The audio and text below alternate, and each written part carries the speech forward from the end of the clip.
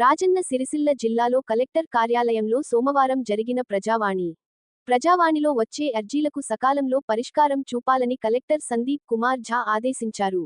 జిల్లా సమీకృత కార్యాలయాల సముదాయంలోని ఆడిటోరియంలో సోమవారం ప్రజావాణి నిర్వహించి ప్రజల నుంచి దరఖాస్తులను కలెక్టర్, అదనపు కలెక్టర్ కీమ్యా నాయక్ స్వీకరించారు.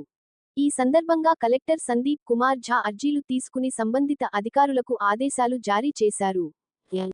రెవెన్యూ శాఖకు 49, సిరిసిల్ల మున్సిపల్కు 11, ఉపాధి కల్పన శాఖకు 6, జిల్లా సంక్షేమ అధికారికి 5, విద్యాశాఖకు 4, సర్వే శాఖ, చందుర్తి ఎంపీడీఓ కార్యాలయం, ఎస్టీసీకి 3 చొప్పున, నీటి పారుదల శాఖ, వేములవాడ మున్సిపల్, సెస్ కార్యాలయానికి 2 చొప్పున, కార్మిక శాఖ, ఇంటర్మీడియట్ శాఖ, రిజిస్ట్రేషన్ శాఖ, అటవీ శాఖ, SP office, SC corporation, MPDO Mustabad, Konaraopet, గిరిజన అభివృద్ధి శాఖ, జిల్లా వైద్యాధికారి, డిపిఆర్ఈ, డిఎంఆర్టీసీ సిరిసిల్ల, ఈడీఎం, హ్యాండ్లూమ్ అండ్ టెక్స్టైల్స్, జిల్లా పంచాయతీ అధికారి, దేవాదాయ శాఖ, ఎక్సైజ్ శాఖకు 1 చొప్పున దరఖాస్తులు వచ్చాయి.